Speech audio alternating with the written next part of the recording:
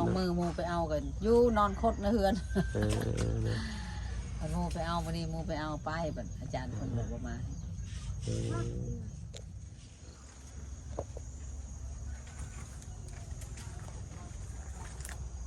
ใหญ่เนาะ2 เครือบอกใหญ่เรียงกันสุดลุสุดลอยอย่าพี่น้อยเนาะตัดภาพตัดซองมามื้อนี้พี่น้อยเนาะอยู่บ้านซองของน้องต้นกาหรือว่าน้องแล้วอีกเช่นเคยพี่น้อยเนาะยามค่อยคำแรงลงพี่น้อยเนาะอันนี้ก็เป็นเวลา4 โมงแรงเด้อพี่น้องเด้อเนาะเพราะว่าต้องรอถ่าทั้งน้องเพิ่นมาจากโรงเรียนนะจึงได้เข้ามาเพราะว่าน้องเพิ่นไปหำไปเรียนก่อนลุงจีเพิ่นคอมเมนต์มาเห็นมีคอมเมนต์นึงพี่น้อยเนาะซ้ำรถจักรยานในทางน้องเพิ่นเด้อเพิ่นเบิ่งนำกันไปอีกพี่น้อยเนาะหรือว่าสิเป็นอะไรจงรุ่นไปนำกันนะเพิ่นจ้าเนาะให้น้องคือชงเมื่อยแท้เนาะสบายดีป่ะลุงสบายดีเลยสบายดีบ้างล่ะเนาะก่อนอื่นได้พี่น้อง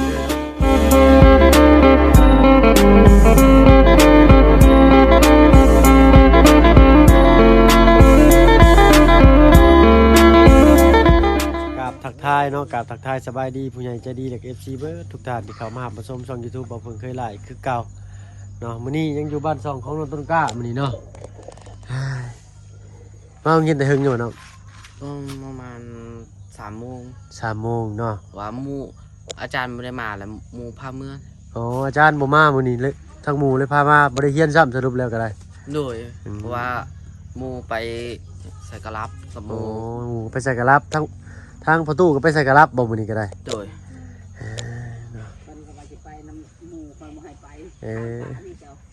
ทางป่านี่เจ้าเนาะสบายดีทางอายะเนาะโดยเนาะป้าต้องมาพี่น้องต้นกล้ามาพี่เนาะทางป้าลุงเพิ่นก็คอมเมนต์มาเนาะถ้าว่ายังบ่ร้อยก็บ่ให้ทางประตูเพิ่นฟ้าวเฮ็ดเก็กสร้างเพิ่นเนาะก็ตอบเนาะโอ้ยก็ว่าเฮ็ดบอร์ดใหม่นี่คือสิบ่เป็นหยังดอกพี่น้อยเนาะเพราะว่าอันเก่ามันก็สิล่มแลบ่ล่มแลถ้าเกิดว่าได้เฮ็ดตัวใหม่นี้ถ้าว่าได้หรือบ่ได้หรือจังได๋เห็นบ่มันก็ยังมีสีดินเนาะรุ่นเบิ่งไปนำกันพี่น้อยเนาะเป็นกระเทียมสังกะสอกสังกะสีมาเรียบร้อยเนาะโอ้เห็ดคนเดียวเลยนี่เนาะไปน้องทุนย่างไปเบิ่งส่วนนั่นนะดูเดี๋ยวทางอ้ายสิให้ทางน้องซ้อนถ้าว่าน้องเพิ่นวางได้ใช้น้องเพิ่นมานะให้พี่น้อยเนาะจักตัดหญ้าตัดเอาใส่โอ้ผักหญ้าขาหุ่นเพิ่นหลายเนาะโอ้ยสะอ้อนแต่กล้วยพี่น้อยเนาะนี่ฮะเครือทำพี่ชังนี่โอ้ อันนี้กระพุนเนาะชุบข้าเครือนี่หอมหวานบ่อยเปล่านี่พี่น้องเนาะใส่ลักนี่เด้อพี่น้องเด้อเนาะลักเสาตัวนี้นี่ทางประตูเพิ่นสงสัยเพิ่นเอาใส่ใหม่ได้นี่เนาะเป็นลักนี่เนาะแต่ก็ย่างไปก่อนหน้าดูน้องไปทางใดอีกบ้านนี่ให้ปลาลุงเบิ่งนำย่างแต่แจ้เฮือนนั่นวันนี้เนาะไปย่างก่อนได้เนาะเป็นทีเก่าเพิ่นไปเลยเนาะ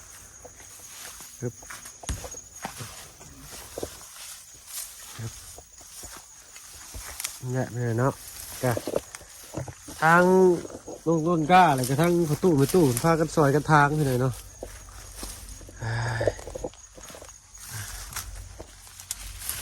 ยังมานี้เนาะเขียนแอนเพิ่นก็ได้นี่มานี้มาใส่ต้นไม้นี่พี่หน่อยเนาะจากกันปึ๊บมานี่ใส่ต้นไม้ตึบแล้วก็ไปใส่อีกเนาะโอ้มาใส่ต้นมะขวดนี้เนาะต้นมะขวดนี้เลยกะต้นมะขวดได้พี่น้องเด้อต้นนี้ไปพุ่นมัน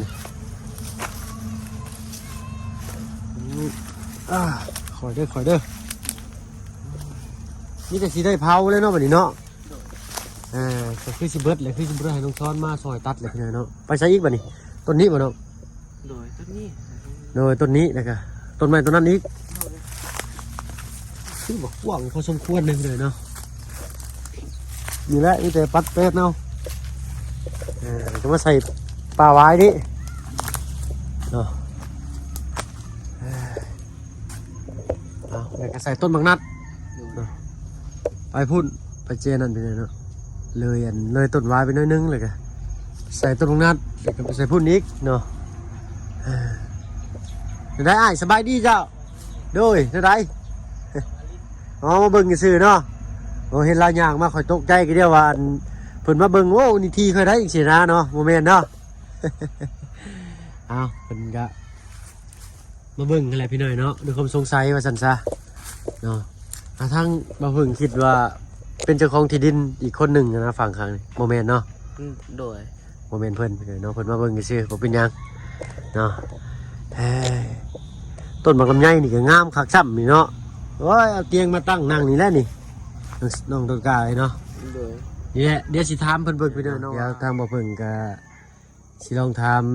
รถฟอร์ดเบิ่งว่าเพิ่นสิฟอร์ดโพสต์นี่กับโพสต์นี่เนาะในราคาเท่าไหร่รุ่นมึงไปนำกันน้องต้นกล้าเนาะ โดย เตรียมพร้อมเด้อเจ้าเด้อ โดย เนาะไปหาอันทางอันระยะเจ้าพุ่นเนาะเอิบยัง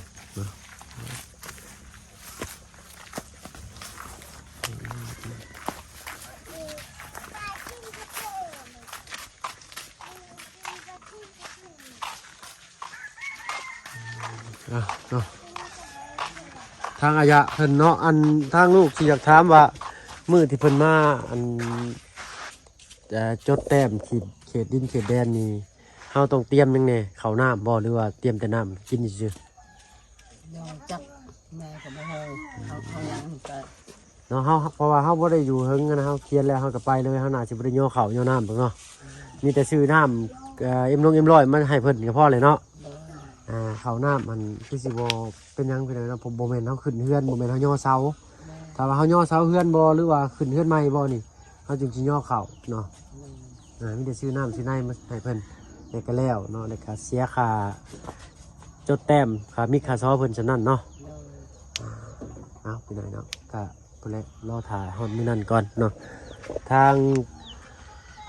ลุงจันทร์เลยกับทางบ่าวบุญสารวัตรยังบ่ทันได้ขึ้นมาอยู่เนาะก็มีแต่พุ่นแหละเนาะถ่าทางเพิ่นขึ้นมาหรือจังใด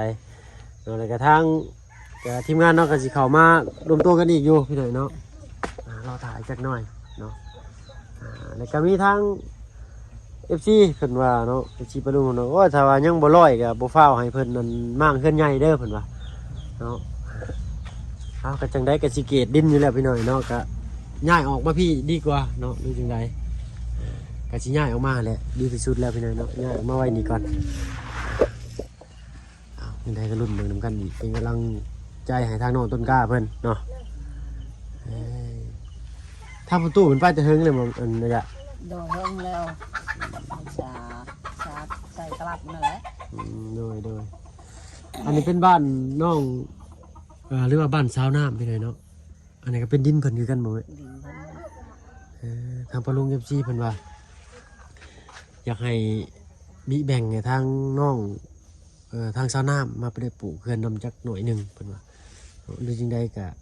รุ่นเมืองนำกันอีกเนาะเว้าสมุดเนาะเนาะถ้าว่าทางลูกทางทีมงานลูกมาปัดเกียร์ให้สม่ำเสมอแล้วนี่แบบมันเป่ามันเป็นแล้วนี่ถ้าว่าทางสาวน้ำเพิ่นบ่มีบ่อนอยู่เพิ่นย้ายมาอยู่นำได้บ่ ลูกแม่กับโมโหคือกันเพราะลูกมันพอตู้นั่นโห อ๋อต้องถามพ่อตู้เนาะ ตามมาตู พ่อตู้อันสาวน้ำนี่เป็นลูกของพ่อตู้เด้เนาะ โดย โอ้ขนาดสิได้อยู่เนาะก็แบ่งปันกันอยู่อะไรพี่น้อยเนาะขนาดเฮาบ่แม่นพี่น้องเพิ่นยังบิแบ่งที่ดินให้อยู่ได้เนาะเฮาพี่น้องแท้ๆสายเลือดเดียวกันสิบิแบ่งให้กันบ่ได้มันก็สิจะได้อยู่ได้เนาะพี่น้องเนาะเอ้าจะได้ก็สุดแล้วแต่เพิ่นพี่น้อยเนาะเฮาก็มีแต่คิดเห็นในแนวทางของเฮาว่าซั่นซะเนาะถ้าว่าเฮาเว้ามันผิดมันยังก็ขอโทษขออภัยพี่น้อยเนาะผู้แรกก็สิได้ปัดเป่าลงไปพุ่นเลยเนาะเกี่ยงไปมันเพียงมันก็สิกว้างเติบหรอกเนาะคันว่าพวกเพื่อนหลังบ่ใหญ่หลัง6ต้น9ต้นนี่ได้ฮอด4 5หลังพุ่นแหละเนาะถ้าว่าติดกันนี่ก็ติดนี่คือหลังนี้กับหลังนี้นี่เนาะเวลาอยู่ดอกเนาะ ยังติดตัดก็ป่วยหันคนออกมาไป โดย คนตัดแล้วคนไปปะอันบนดินเพิ่นนั่นเพิ่นว่า โดย เป็นแฟนทางหมด โดยเราตัดจากหันว่าทีมสิดินเพิ่นนี้เนาะ เพิ่นว่าคอยกับบ่บายยังดอกไปทิ่มมันหันมาแล้วก็มัน มันก็เน่าเป็นปุ๋ยเด้อ มันห่าวละกระจูด แม่นมันบ่เป็นหยังดอกเนาะมันเป็นฝุ่นเป็นปุ๋ยเลยซ้ำเนาะ เออ ห ปุ๋ยจุลินทรีย์ธรรมชาติเอามีแต่รุ่นเบิ่งไปนำกันอีกพี่น้อยเนาะโรงเรียนเจ้าน่ะเป็นอันบ้านโรงเรียนบ้านเมืองจันทน์บ่เนาะ โดยโรงเรียน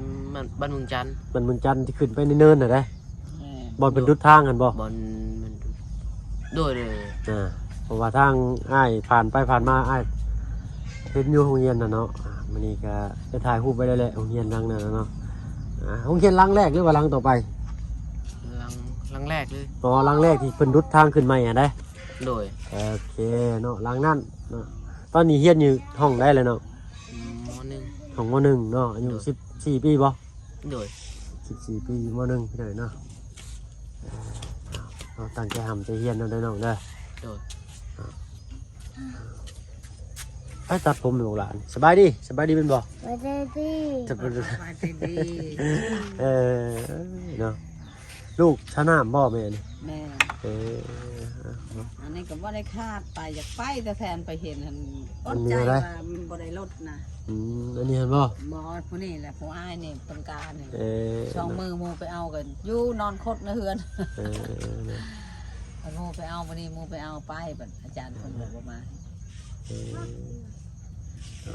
แต่ไปโรงเรียนแต่ว่าหมู่มาหับ โดย มื้อเว้นนี่คืออันอ้ายทั้งอ้ายเห็นเจ้านั่งอยู่หันขานั่งท่าหมู่บ่นะ แม่ มูเป็นโดยเลย ทางนอกเพิ่นนั่งท่าหมู่อยู่ว่าซั่นซะเพิ่นก็สิจื้อรถอ้ายแต่ว่าเนาะนั่งค่อยทางอยู่นะว่าพอดีทางอ้ายฟ้าวไปอันเวียกบ้านน้องซอนบ้านน้องมันกระเจียงน้ำเนเนาะก็เลยบ่ได้แวะน้องเพิ่นเพราะว่าทางนั้นเพิ่นพากันซื้อที่ดินเนาะซื้อที่ดินไปในราคา20ล้านเมื่อกี้นี้ไปเลยเนาะก็ซื้อที่ดินเป็นที่เรียบร้อยเสร็จสิ้นเนาะที่ดินบ้านน้องกระเจียงเงินชั้นบ้านช่องนี่ยังรุ่นเมืองกันอีกพี่หน่อยเนาะทางนั้นก็คือสิได้เปิดสมทบอีกเช่นกันพี่หน่อยเนาะทางบ้านน้องตงกานี่ก็คือสิได้เปิดสมทบเนาะทางมาเพิ่งก็สิขออนุญาตเปิดสมทบเลยกันแล้วกันพี่หน่อยเนาะตอนนี้เนาะมีได้ที่ดินเนาะที่ดินนี่100%อยู่แล้วเขาได้เซ็นอยู่แล้วเนาะเรื่องใบที่ดินดอนตอนหญ้านี่ได้เป็นกรรมสิทธิ์ของน้องต้นกล้าอยู่แล้วเนาะหรือว่าของประตูเพิ่นหรือใดๆก็ตามแต่พี่หน่อยเนาะก็เป็นของครอบครัวเพิ่นอยู่แล้วเนาะแต่ว่าเรื่องเฮือนชานบ้านช่องนี้เนาะยัง50อยู่เนาะ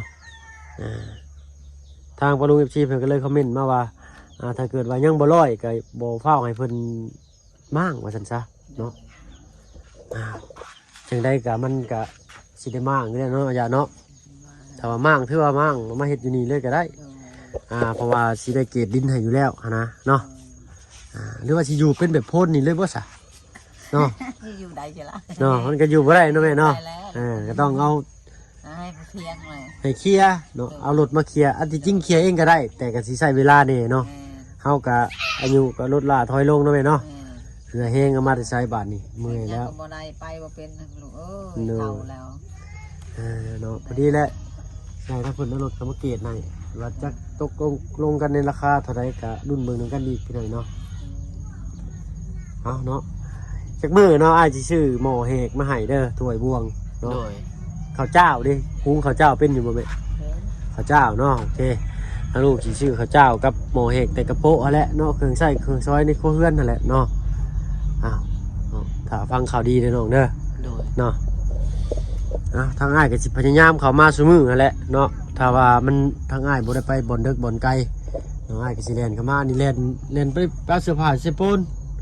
แล่นเลยขึ้นมาไปบันดงเลยก็แล่นกลับมานี่เนาะมื้อนี้6 รอบแล้วมื้อนี้ เนาะ เนาะขี่ไปขี่มาอยู่บ่เป็นหยังพี่น้อยเนาะเอาต้นมะไข่บ่แม่นี่แม่นบ่ แม่ กินอยู่บ่สุเจ้ากันมะไข่นี่ กินกับเมื่อกินมันตกเองมัน โอ้กินจนเมื่อยกินเนาะ เลย ผลไม้ชนิดนี้พี่น้อยเนาะหอมอยู่แต่ว่าบ่ค่อยนิยมกินกันปานใด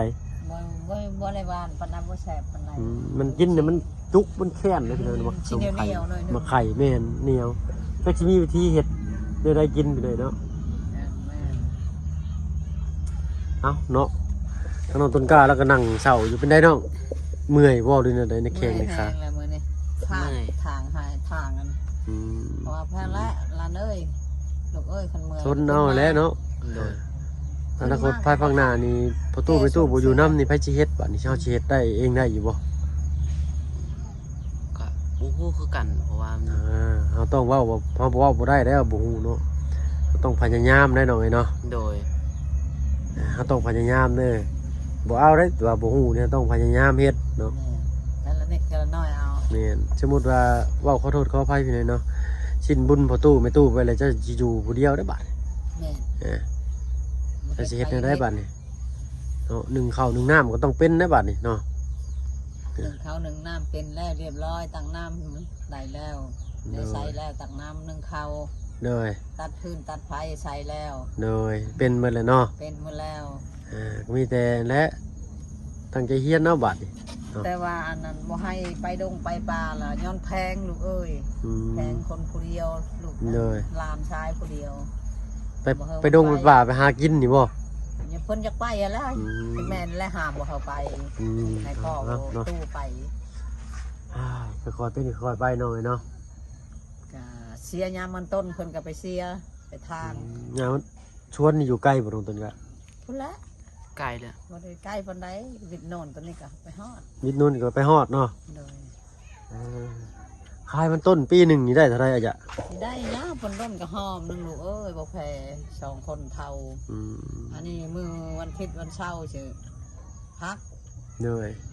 วันอาทิตย์ปัดการไปรวมยูชูอีก อืม ไปมาชการ เหนื่อย เนี่ยได้เฮ็ดแต่วันเช้าร์คนนี้หลักวันศุกร์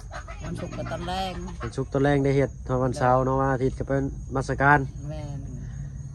น้องต้นกล้ากดมันได้บ่ ได้ ได้เนาะ ปีกายนี่ก็ไปรับจ้างเขาไปกลมัน อืมได้อยู่เนาะ โดย ปีก้ายนี่แข่งขายังปกติบ่ โดยปกติ แต่บัดนี้มันอยากเป็นหนึ่งฉี่ได้มันฉี่เฮ็ดได้บ่บัดนี้เนาะมาจังได้กับบัดแลจังลองเบิ่งเนาะ โดย เพราะว่าเราต้องพึ่งพาตัวเองให้ได้หลายที่สุดเลยเนาะเนาะ มันคนอยู่กับหมู่กันแนวนี้มันคนนักปาก คนบ่ค่อยปากเนาะ เออ บ่ถามกับบ่ปากได้พี่น้อยเนาะ ก็บ่ปากอยู่น้ำหมู่ก็คือกันเชยอยู่เพิ่นกันเลย เห็นเราเตะต่อมื้อน่ะก็ได้ข้าก็ผ่านมาดอกเนาะยืนอยู่ซื่อๆเราก็ได้บ่ปากก็หมู่ซ้ำเนาะจังซั่นบ่ต้องกระตกาจะอยู่ ก็บ่ค่อยได้ปากแบบว่าถ้าแบบว่าหมู่ปากกับปากน้ำหรือว่าเฮาปากเฮากับปากอยู่แบบว่าเว้าในหมู่นั่น เนาะในสิ่งที่ว่าเฮาอยากเว้าเนาะ โดย ก็ไม่คือกันเด้อเจ้าอยากเว้ายังจะเว้าโลดเนาะ โดย อยากถามถามได้เนาะอ้ายสิตอบให้เจ้าเนาะ โดย อ้ายก็สิตอบในสิ่งที่อ้ายสามารถตอบได้เนาะบ่ต้องเก่งเนาะเว้าคุยกับทีมงานกันขึ้นมาเนี่ยบ่ต้องญาติหยังเนาะอยากถามอยากฮู้หยังถามโลดเนาะถ้าได้อันใดที่เฮาฮู้อันใดที่เฮาเคยพบเคยเจอมาอันใดที่เฮาบอกได้เฮาสอนได้เฮาก็สิบอกเนาะ โดย บ่เป็นหยัง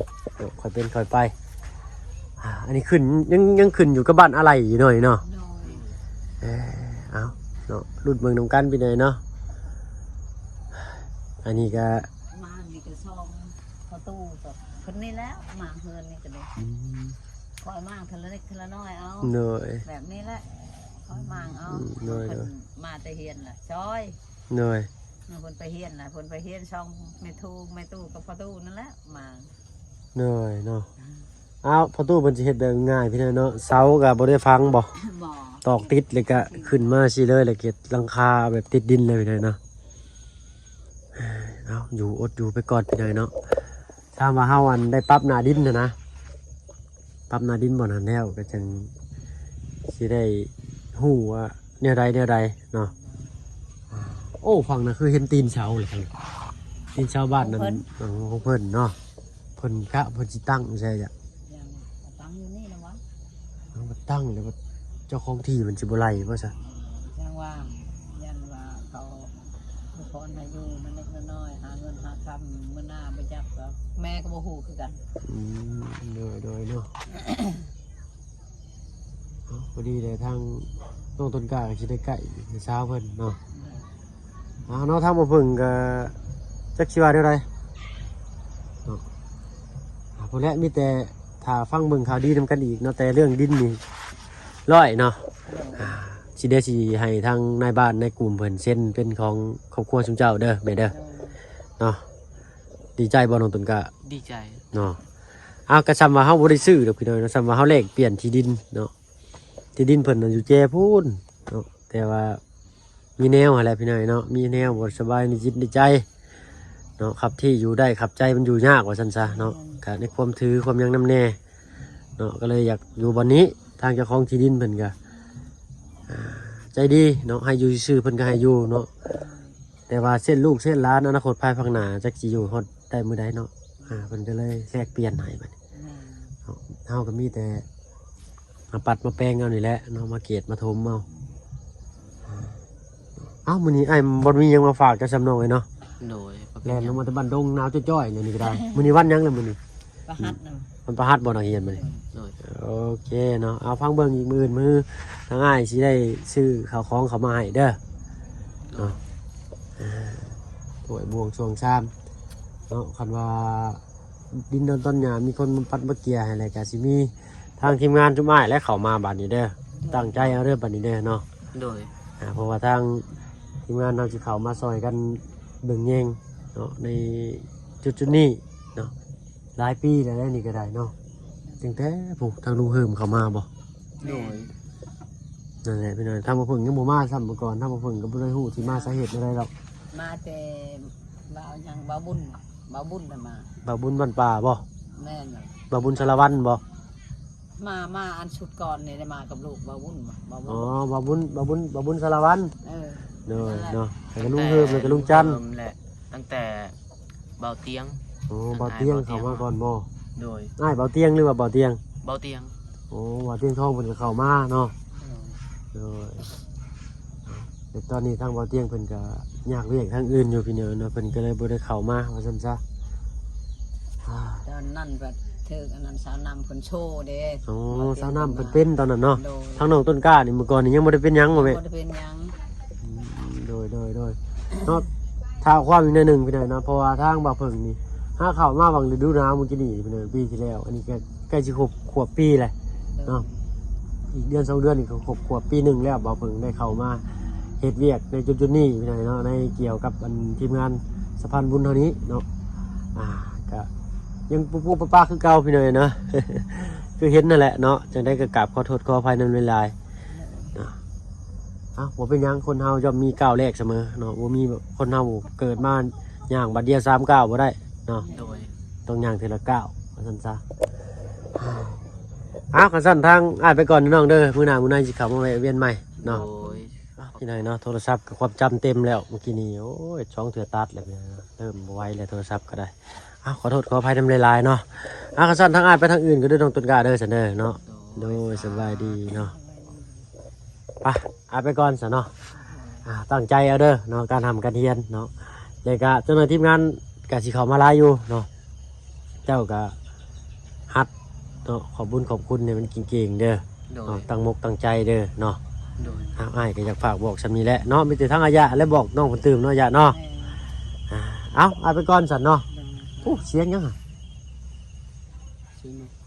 เสียงนกบ่ น้องแม่นอันนั้นตะแตน